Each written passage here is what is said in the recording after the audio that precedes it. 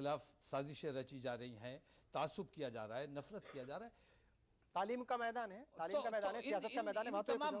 इन तमाम मामलात में हमें मुत्तहिद होना चाहिए। वो तमाम मुसलमान जिन्हें पार्टियां मुसलमान समझती, मैं समझता हूं या नहीं समझता हूं, ये अलग बहस है।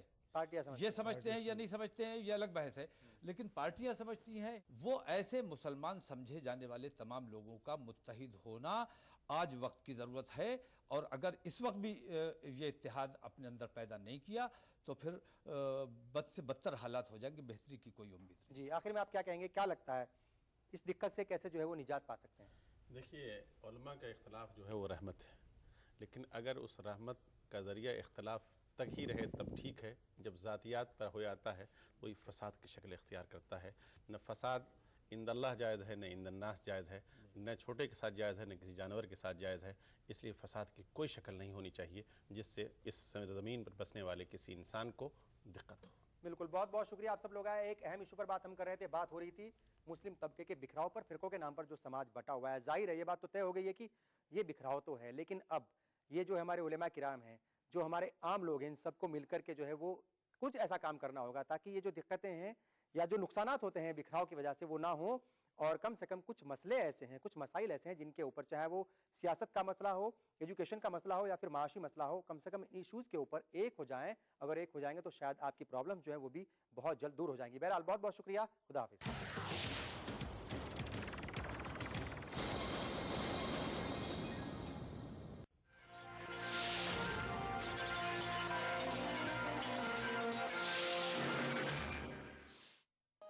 इस प्रोग्राम को पेश करने में ताउन किया बंगर सीमेंट, सस्ता नहीं सबसे अच्छा।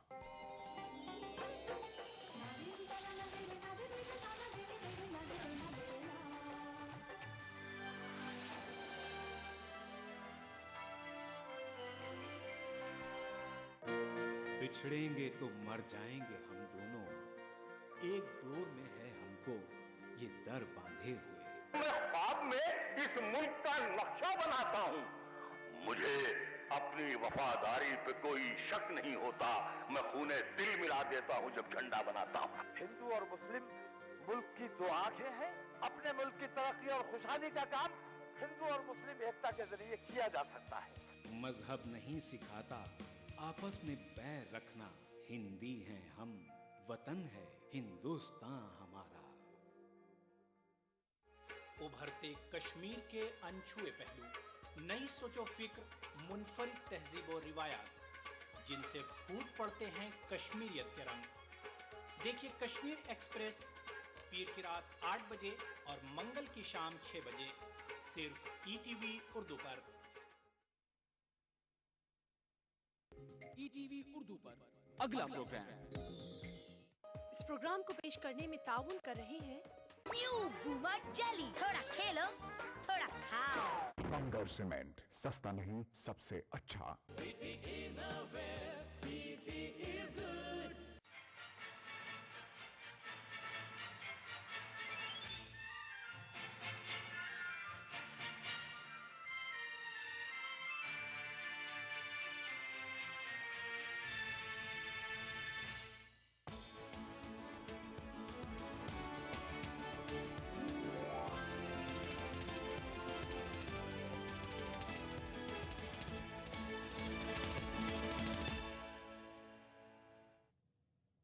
आदाब, ईटीवी उर्दू न्यूज़ में आपका खैर मकदम है और आप देख रहे हैं 9 PM खबरनामा। सबसे पहले नजर सुर्खियों पर। सन 2002 गुजरात फसादात पर मोदी को नहीं कोई पछतावा, कहा कुछ गलत नहीं किया। मोदी के मुतनाज़ रिमार्क पर उठा तूफान, मुख्तलिफ सियासी जमातों ने मोदी से मुआफी मांगने का किया मुतालिबा। बीजेपी बैकफुट पर, मोदी के बदले सुर। अलहदा तेलंगाना हुनूज दूरस्त, मजीद वक्त तलब करने पर कांग्रेस कोर ग्रुप में हुआ इत्तेफाक। और रेलवे बोर्ड रिश्वत सतानी मामला, अदालत ने बंसल के भांजे विजय समेत 6 अफराद की जमानत अजदाश्त की मुस्तरद। और अब खबरें तफसील के साथ। सबसे पहले बात करेंगे नरेंद्र मोदी के मुतनाज़े बयान की। सन 2002 गुजरात फसादात के दौरान अपने किए पर नरेंद्र मोदी को कोई पछतावा नहीं है। न्यूज एजेंसी राइटर्स को दिए गए एक इंटरव्यू में नरेंद्र मोदी ने कहा कि इस मामले में सुप्रीम कोर्ट के जरिए तश्कील दी गई एसआईटी ने उन्हें क्लीन चिट दे दी है। मोदी ने मजीद कहा कि उन्होंने सन 2002 में बिलाशुबा अच्छे काम किए हैं। सन 2002 गुजरात फसादात का साया नरेंद्र मोदी का पीछा छोड़ता नहीं मालूम होता। मोदी भले ही गुजरात की तरक्की का मॉडल पेश करते रहे, लेकिन गुजरात की तरक्की के साथ साथ सन 2002 के फसादात भी उनके दामन से चिपके हुए हैं। हालांकि नरेंद्र मोदी का दावा है कि उन्होंने फसादात के दौरान कोई ऐसा काम नहीं किया जिस पर उन्हें पछतावा हो। बीजेपी इंतखाबी मुहिम कमेटी का चीफ मुकर्रर होने के बाद न्यूज एजेंसी राइटर्स को दिए गए इंटरव्यू में नरेंद्र मोदी ने कहा कि बिलाशुबा उन्होंने सन 2002 फसादात के दौरान अच्छे काम किए हैं। लोगों को आलोचना करने का अधिकार है। We are a democratic country, हर एक का अपना एक व्यू होता है। मुझे गिल्टी तब होगा कि मैंने कुछ गलत किया होगा। फ्रस्ट्रेशन तब आएगा कि यार मैं पकड़ा गया, मैं चोरी कर रहा था और पकड़ा गया। मेरा केस वो नहीं है। I am nationalist, I am a patriotic, nothing is wrong. I am a born Hindu, nothing is wrong. So I am a Hindu nationalist. So you can say yes, I am a Hindu nationalist because I am a born Hindu. Right. I am a patriotic. So nothing is wrong in it. As far as progressive, development oriented, workaholic, whatever they say, this is what they say. So there is no contradiction between two. Gandhinagar में उनकी सरकारी रिहाइशगाह पर writers के नुमाइंदे ने जब मोदी से ये सवाल किया कि जब लोग उनकी कारकर्दगी का जायजा सन 2002 फसादात के तनाजुर में करते हैं तो क्या उन्हें मायूसी होती है, तो इसके जवाब में नरेंद्र मोदी ने कहा कि उन्हें मायूसी तब होती जब उन्होंने कुछ गलत किया होता। गुजरात फसादात में तकरीबन 1000 से ज्यादा मुसलमान मारे गए थे। मोदी से जब ये सवाल किया गया कि गुजरात में जो कुछ सन 2002 में हुआ क्या उन्हें उसका दुख है, तो नरेंद्र मोदी का जवाब था कि सुप्रीम कोर्ट ने पूरे मामले की जांच के लिए खुसूसी तहकीकाती टीम बनाई थी और उस टीम ने उन्हें क्लीन चिट दे दी है। दुख के पहलू पर उनका जवाब अभी नामुकम्मल था, जिसे उन्होंने मिसाल देकर समझाने की कोशिश की कि अगर मैं स्टीयरिंग व्हील के पीछे हूँ तो मैं कार ड्राइव कर रहा हूं, और अगर कोई दूसरा शख्स कार चला रहा है और मैं पीछे बैठा हूं और कोई जानवर गाड़ी के नीचे आकर मारा जाता है तो क्या मुझे दुख नहीं होगा? बिलाशुबा मुझे भी दुख होगा। अगर मैं वज़ीर आला हूं या ना हूं, मैं इंसान तो हूं, और अगर कोई सानेहा होता है तो दुख होना फितरी है। कोई भी व्यक्ति, हम अगर कार चला रहे हैं, अब वी आर अ ड्राइवर और कोई ड्राइव कर रहा है और हम पीछे बैठे, फिर भी एक छोटा कुत्ते का बच्चा भी अगर कार के नीचे आ जाता है तो हमें पेन फील होता है कि नहीं? होता है। मैं अगर मुख्यमंत्री हूं या नहीं हूं, मैं एक इंसान हूं, कहीं पर भी कुछ बुरा होगा तो दुख होना बहुत स्वाभाविक है। गुजरात फसादात से हटकर जब नरेंद्र मोदी से यह दरियाफ्त किया गया कि क्या उनकी शख्सियत बांटने वाली है, तो उन्होंने अमरीकी सियासी जमातों डेमोक्रेटिक और रिपब्लिकन की मिसाल दी और कहा कि तजाद व इख्तिलाफ जमहूरियत का जुज़ हैं। Bureau report, ETV news.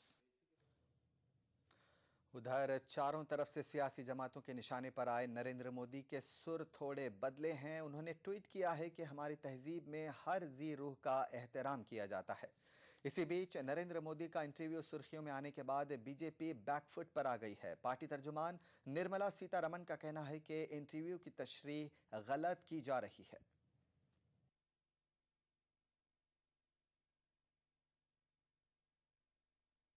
Interview में मोदी जी इतना स्पष्ट बोल चुके हैं, मैं भी उस इंटरव्यू के पूरा पढ़ने के बाद ही आपके सामने आई हूं। एक अगर छोटी सी प्राणी उनके अपने गाड़ी के टायर के नीचे आ जाते हैं, उसमें भी हमें दुख लगता है, जबकि मेरे स्टेट में इतने बड़ा इंसिडेंट हुआ, क्यों दुख नहीं लगेगा? ऐसे भावना रखते हुए मोदी जी का इंटरव्यू में जवाब आया है। इसको एक विषय को आउट ऑफ कॉन्टेक्स्ट निकाल करके उनको रहम नहीं है, वो ह्यूमन बीइंग नहीं है क्या, या वो सीएम नहीं है क्या, ऐसे प्रश्न आउट ऑफ कॉन्टेक्स्ट होगा। प्लीज मेरा विनती है, आप सबसे विनम्र विनती है, आप खुद पढ़ लो, उसके बाद आपके टिप्पणी रखो। नरेंद्र मोदी के मुतनाज़े बयान पर कांग्रेस समेत मुख्तलिफ जमातों का रद्द-ए-अमल सामने आया है। ये देखेंगे एक छोटे से ब्रेक के बाद। मामू जान, आपको हमारा जयपुर शहर कैसा लगा? 4 सालों में तो जयपुर की रंगत ही बदल गई। लंदन में तो मैं सोचा करता था कि तुम जयपुर की खामखा तारीफ करती हो। वही अब तो तुम्हारा जयपुर मेट्रो सिटी बनता जा रहा है। चौड़ी सड़कें, फ्लाईओवर्स, अंडरपास और लो फ्लोर बसें, world class signages, foot overbridge, railway overbridge और चौराहों पर अंडरपास और भाई खूबसूरत घाट की घूनी सुरंग के बारे में तो मैंने ख्वाब में भी नहीं सोचा था। और हाँ, रामनिवास बाग की जमींदोज पार्किंग, ये तो शायद मुल्क की चुनिंदा पार्किंग में से एक होगी। सब कुछ उम्दा, काबिल तारीफ, अजमत की शान शौकत भी निखरी है। खोले के हनुमान जी का मंदिर, पुरानी तारीख के दरवाजे, चौराहे और भी खूबसूरत हो गए हैं। Garden theatre, Smritivan, central park, music fountain को देखकर तो भाई मजा आ गया। अरे मामा जी, अगली दफा जब आप जयपुर आएंगे तो आपको metro rail, ring road, Jaipur international centre जैसी और भी बेहतरीन चीजें देखने को मिलेंगी। जयपुर हमारी शान है, इसके शान शौकत की हिफाजत करें।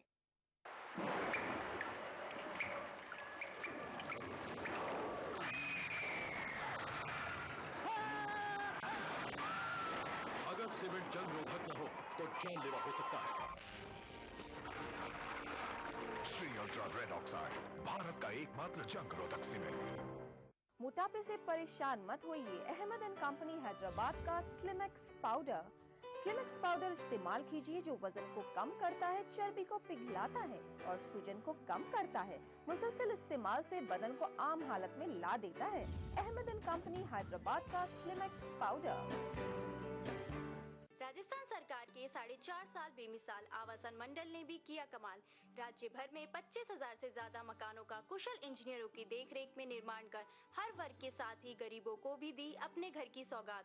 मंडल की हर कॉलोनियां सभी मूलभूत सुविधाओं से युक्त, हरे भरे पेड़ों से आच्छादित और प्रदूषण मुक्त। मकानों की गुणवत्ता को जांचने के लिए हर जगह परीक्षण केंद्र, आवंटी की समस्याओं के निदान के लिए बनाया नागरिक सेवा केंद्र। आवासन मंडल का यही है सपना, हर व्यक्ति का आवास हो अपना। हमारा पैगाम तमाम अहले खाना के नाम रमज़ान के मुकद्दस महीने में रोज़े से रूहानी और जिस्मानी फ़वाइद हासिल होते हैं।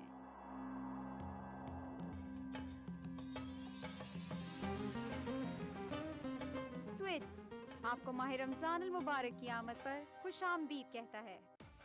शेरदिल जवान मर्दों के लिए जानदार और शानदार जिम वेस्ट, शेरा 5th लाइन जिम वेस्ट दीवाना बना दे।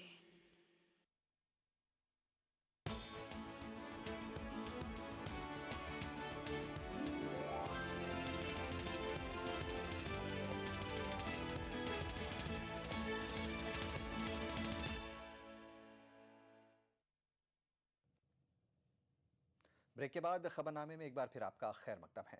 गुजरात फसादात पर नरेंद्र मोदी के मुतनाज़े बयान पर कांग्रेस ने सख्त रद्द-ए-अमल का इजहार किया है। कांग्रेस ने नरेंद्र मोदी को कौम से मुआफ़ी मांगने का मुतालबा किया है। कांग्रेस का कहना है कि मोदी के ख्यालात मिसाली हिंदुस्तान के मनाफी हैं। कांग्रेस ने मजीद कहा कि मोदी के इंटरव्यू से उनकी मनफी जहनियत की अक्कासी होती है। उसको होता है जो गाड़ी में पीछे बैठ के ड्राइवर को कहता है कि तुम हिफाजत से चलो, कहीं ऐसा ना हो कोई ऐसा हादसा हो जाए कि किसी की मौत हो जाए। ये जब मुख्यमंत्री थे गुजरात के, इन्होंने कौन सी हिफाजत दिखाई? और ये कहते हैं कि सुप्रीम कोर्ट के ने इनको बहाल कर दिया। कहां बहाल किया? ये तो कोशिश, ये तो FIR भी नहीं लॉन्च होने देते अपने प्रदेश में। और जो कर्मचारी जो आज आरोपी हैं और जो बैठे हुए हैं, जो जेल में बैठे हुए हैं, उनकी तो रक्षा कर रहे थे, उनको तो रिवॉर्ड दे रहे थे, उनकी तो प्रमोशंस कर रहे थे, उनके परिवार को रिवॉर्ड दे रहे थे। और आज कहते हैं कि मैं भी एक इंसान हूं। हाँ है, किस किस्म के इंसान है ये तो देशी, ये तो बाद में पता चले। बाएं बाजू की जमातों ने भी मोदी पर हमला किया है। उनका इल्जाम है कि मोदी अपनी जिम्मेदारी से पहलू तही नहीं कर सकते क्योंकि फसाद के वक्त वो वजीर आला थे। Yusuf trying to run away from the responsibility that he was the chief minister of the state, you see, where the riots took place. If this is how chief ministers, you see, talk about their responsibilities, they are playing tricks with the people. They don't assume responsibility, you see, when the law and order breaks down in their state. when thousands get killed. What do they mean by it? Nowadays he is positioning himself as the future Prime Minister. He's trying to change his image. People can't forget what he did. All his development also is a corporate-driven dream of development. It has nothing to do with the people. I consider the BJP itself as a communal party in the first place. With the elevation of Modi in the BJP, it becomes more aggressive, more doctrinaire, more determined. So therefore you see he has to take, it will become a more aggressive communal force now. उधर JDU leader Shivanand Tiwari का कहना है कि नरेंद्र मोदी अपना ज़हनी तवाजुन खो चुके हैं, इसलिए बेसरोपाकी कह रहे हैं। मानसिक रूप से संतुलित व्यक्ति नहीं है।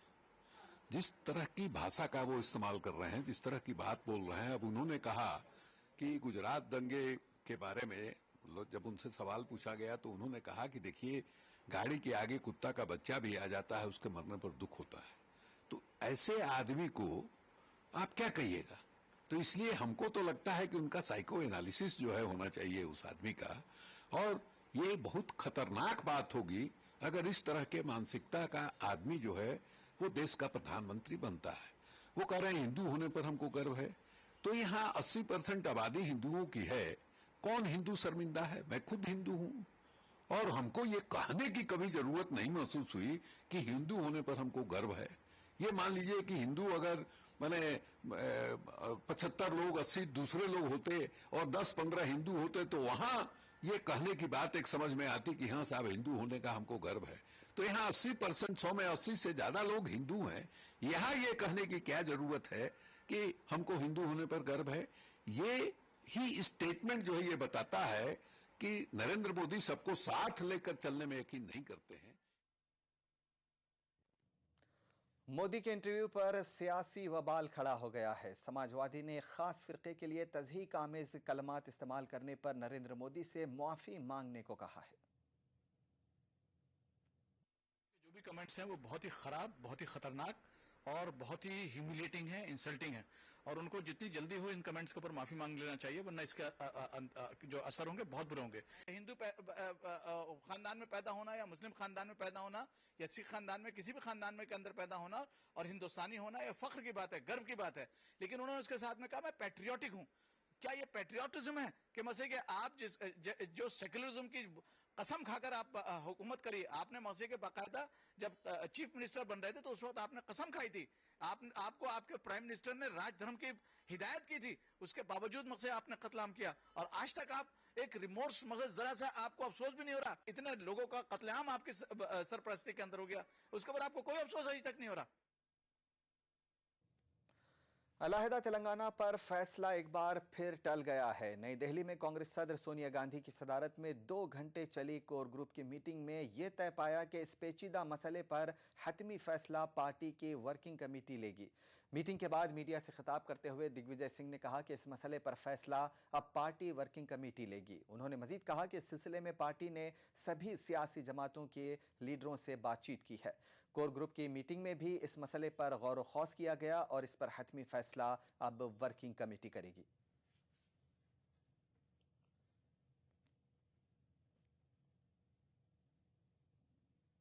Congress party has held widest consultation with all political parties,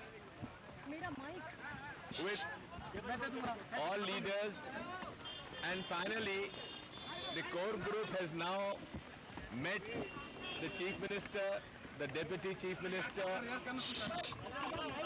and the PCC President to take a final view, and therefore now the Congress party shall take a decision, call the working committee and will take a decision. Railway board रिश्वत सतानी मामले में साबिक वजीर rail पीके बंसल के भांजे विजय सिंगला और दीगर 6 को अदालत ने राहत नहीं दी है। सीबीआई के स्पेशल जज ने विजय सिंगला, रेलवे बोर्ड के मुअत्तल रुकन महेश कुमार, नारायण राव और संदीप गोयल की भी जमानत की अजदाश्त को मुस्तरद कर दिया है। उनके साथ साथ अदालत ने राहुल यादव, समीर और सुशील दागा की जमानत की अजदाश्त को भी खारिज कर दिया है। इन तीनों को मई में गिरफ्तार किया गया था और ये 19 जुलाई तक अदालती तहवील में हैं। वाज़ेह रहे कि रेलवे रिश्वत सतानी मामला रोशनी में आने के बाद पीके बंसल को अपने ओहदे से इस्तीफा देना पड़ा था। सन 2006 लखन भैया फर्जी इनकाउंटर केस में मुंबई की सेशन अदालत ने सभी 21 कसूरवारों को उम्र कैद की सजा सुनाई है। गुज़िश्ता जुमा को ट्रायल के दौरान साबिक सीनियर इंस्पेक्टर प्रदीप सूर्यवंशी, तानाजी देसाई और दिलीप पलांदे को कत्ल का कसूरवार करार दिया गया था, जबकि माजूल इंस्पेक्टर और इनकाउंटर स्पेशलिस्ट प्रदीप शर्मा को शवाहिद की कमी की वजह से बरी कर दिया गया था। पीर को इस्तगासा ने सभी कसूरवारों को सजाए मौत देने की अदालत से गुजारिश की थी।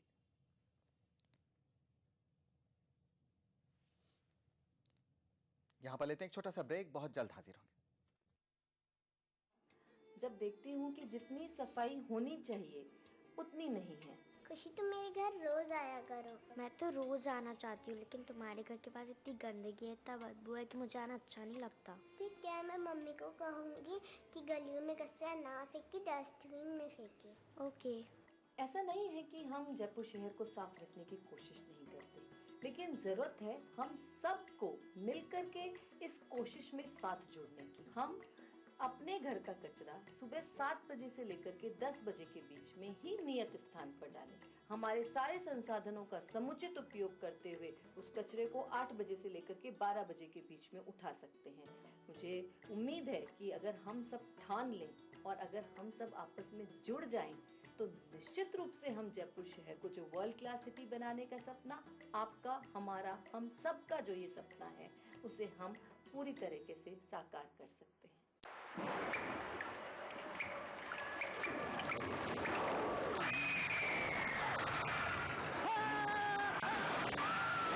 अगर सीमेंट जंग रोधक न हो तो जानलेवा हो सकता है। Shri ultra red oxide, Bharat का एकमात्र जंग रोधक सीमेंट।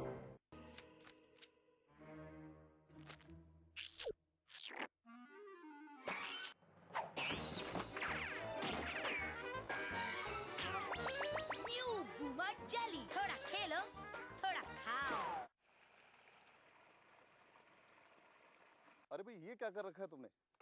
तुम्हारे खेत पर बिना काम के मोटर चल रही थी, उससे बिजली और पानी दोनों बर्बाद हो रहे हैं। तो इससे क्या फर्क पड़ता है? अरे भाई, फर्क कैसे नहीं पड़ता? एक तो पानी व्यर्थ बहने से तुम्हारा खेत खराब हो रहा है और बिना काम के मोटर चलने से बिजली बर्बाद हो रही है। अब तुम ही बताओ, अगर तुम इसी तरह इन सब चीजों को बर्बाद करते रहोगे तो एक दिन ना पानी बचेगा और ना बिजली, फिर क्या करोगे? बिजली की बचत ही बिजली का उत्पादन है। हमारा पैगाम तमाम अहले खाना के नाम रमजान के मुकद्दस महीने में। इफ्तार में सबसे अहम जुज माँ का प्यार है।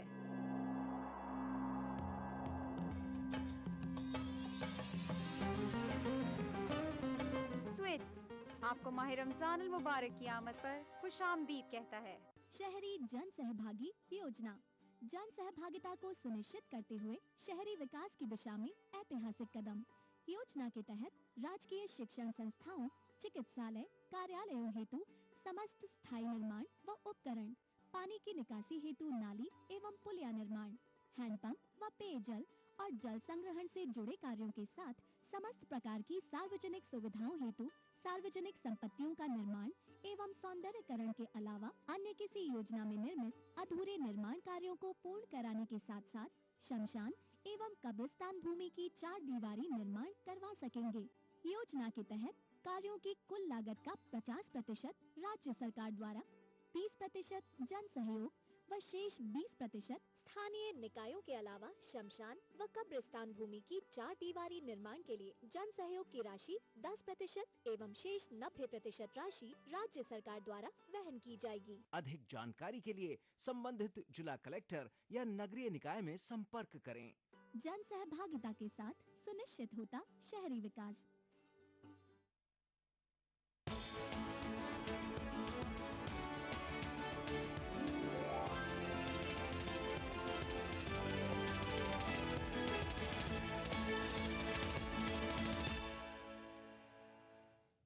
ब्रेक के बाद खबरनामे में एक बार फिर आपका खैर मकदम है। मरकजी वजीर बराए अक़लियती उमूर के रहमान खान का कहना है कि मुस्लिम नौजवानों के खिलाफ दहशतगर्दी के इल्ज़ामात का जायज़ा लेने और इस पर नज़र रखने के लिए हाई पावर कमेटी तश्कील देने की ज़रूरत है। रहमान खान का कहना है कि इस कमेटी से किसी को गिरफ्तार करने के लिए ताकत के गलत इस्तेमाल पर रोक लगेगी। मरकजी हुकूमत पर दहशतगर्दी के इल्ज़ाम में मुस्लिम नौजवानों की गिरफ्तारी पर तनकीदें होती रही हैं और बसा औक़ात ये सच्चाई भी सामने आई है कि बेकसूरों बगैर किसी सबूत के जेल की सलाखों के पीछे ढकेल दिया गया। ऐसे ही गिरफ्तार बेकसूर मुस्लिम नौजवानों के लिए इंसाफ को यकीनी बनाने के लिए Rahman Khan high power committee को ज़रूरी बता रहे हैं।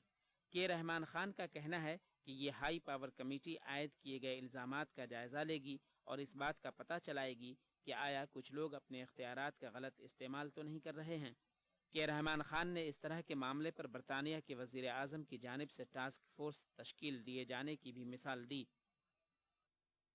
British Prime Minister Mr. Cameron has constituted a task force for terror-related matters at the highest level with cabinet ministers and senior community leaders to tackle not only the terror-related but also to see how the government and the communities put together can refrain such activities if it is there. I am writing to the Prime Minister and the Chairperson of UPA, Srimati Sonia Gandhi, that type of action, if it is taken in India, it will build the confidence of the minorities. Innocent should not be punished, and the justice should not be delayed, and that will be denied, and the human right violation should not take place. This is the concern of the large sections of the Muslim community. के रहमान खान के इस बयान पर BJP ने सख्त रद्द अमल जाहिर किया है। बीजेपी लीडर मुख्तार अब्बास नकवी ने कहा कि हुकूमत को इलेक्शन से कबल इस तरह की कमेटी का ख्याल आया है। कांग्रेस पार्टी पहले तो मुस्लिम नौजवानों को भेजेगी जेल, उसके बाद फिर बात करेगी कि दो उनको बेल, और फिर पोल का खेल। यानी कि जब चुनाव आता है और पोल नजदीक आता है तो उसमें जो है वो चुनावी खेल में कहने लगेंगे कि साहब इनको जो है वो निकालना चाहिए, इनको रखना चाहिए, इनको ये बेगुनाह है, इनके साथ किसी तरह का अन्याय नहीं होना चाहिए। अरे भैया, तुम्हें किसने कहा था कि तुम उनको जेल भेजो अगर वो बेगुनाह थे? अगर वो नहीं आतंकवादी थे तो किसने कहा था कि तुम उनके दाढ़ी और टोपी पर मेड इन अलकायदा का जो है वो ठप्पा लगा दो? ये तो आपने किया। समाजवादी पार्टी ने के रहमान खान की इस तजवीज़ का खैर मकदम किया है। हम तो इसको बहुत दिनों से इस पॉइंट को रेज कर रहे हैं कि ओवर जिलस और कम्युनल जो पुलिस के अंदर जो लोग बाग हैं और जो एजेंसीज के अंदर अभी सीधी सीधी चीजें निकल कर आ रही हैं, वो मुस्लिम यूथ्स को बिला वजह अरेस्ट कर लेती हैं और उनके खिलाफ इन्वेस्टिगेशन वगैरह नॉर्मल वे में तो होता नहीं है, बल्कि वो उनको लॉकअप में करके और उनको तरह तरह की अजियतें देते हैं, तकलीफें देते हैं, और उसमें फिर उनका बायस नजर आता है कि जब ये केसेस कोर्ट के अंदर जाते हैं तो फ्री हो जाते हैं। लेकिन जब तक जो है वो उनकी पूरी यूथ खत्म हो चुकी है। आपने देखा कि 14 साल बाद जो है ये साबित होता है कि मसीह की बिल्कुल इनोसेंट था। वाज़ेह रहे कि मुख्तलिफ समाजी तंजीमें, इंसानी हुकूक के कारकुन, वकला हुकूमत पर इल्ज़ाम लगाते रहे हैं कि वो गलत इल्ज़ामात आयद करके सैकड़ों मुस्लिम नौजवानों को गिरफ्तार करती रही है। Bureau report, ETV news.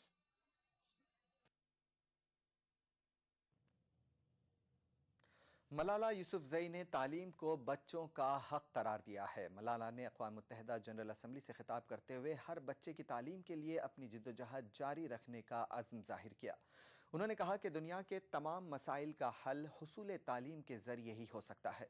Malala अपनी 16वीं सालगिरह के मौके पर अक़वाम मुत्तहिदा की जानिब से मुनक़्क़िदा खुसूसी इजलास से खिताब कर रही थी। ख्याल रहे कि अक़वाम मुत्तहिदा ने मलाला के यौम पैदाइश को वर्ल्ड मलाला डे करार दिया है। वाज़ेह रहे कि गुज़िश्ता साल पाकिस्तान के वादी स्वात में तालिबान के हमले में मलाला यूसुफजई शदीद तौर पर ज़ख्मी हो गई थी। To speak up for the right of education of every child.